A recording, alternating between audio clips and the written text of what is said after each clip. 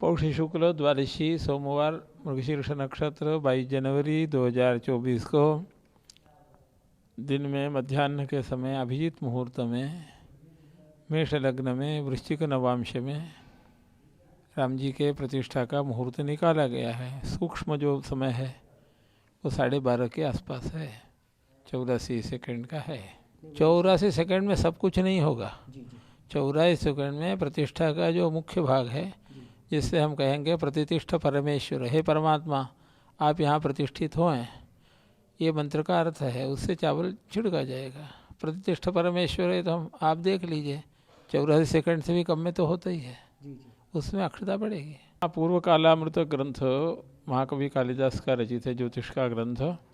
उसमें कहा गया है कि जब यात्रा करनी हो तो उस समय अग्निबाण, राजबाण, चोरबाण, मृत्युबाण आदि जो बाण हैं इनमें से कोई न रहे।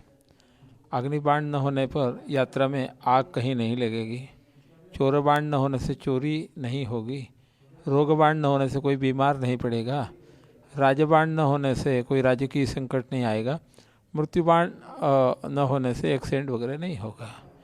यह यात्रा में यदि ये रोगबाण, मृत्युबाण, राजबाण, चोरबाण, अग्निबाण नहीं होते हैं तो इसे संजीवनी माना गया है उत्तर कालामृत ग्रंथ में।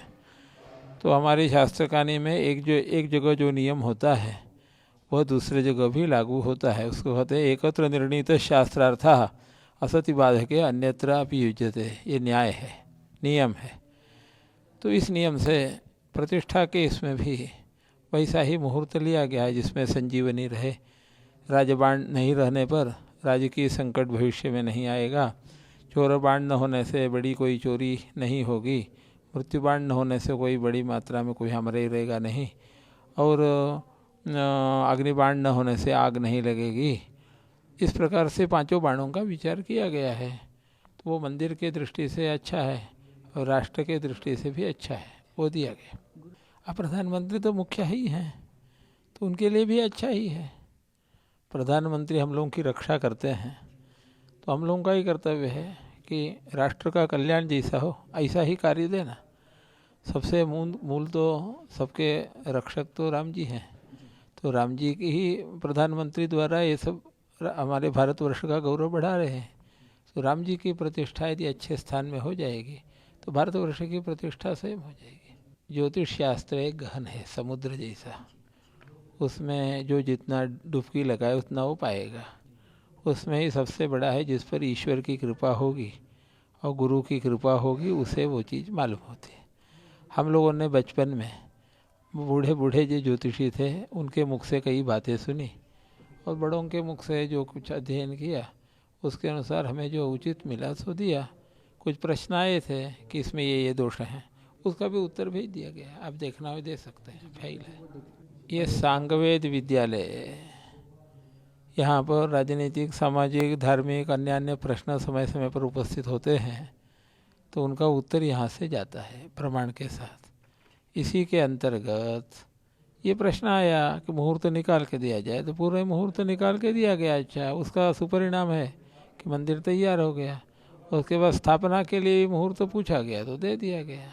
सामग्री ऐसा है कि वहाँ प्रतिष्ठा के मुहूर्त में वास्तु शांति होगी, अनेक हवन होंगे और कलशों से स्नपन होगा, मूर्ति का जलाधिवास, धान्याधिवास, शय्याधिवास आदि होंगे, कई चीज़ें हैं।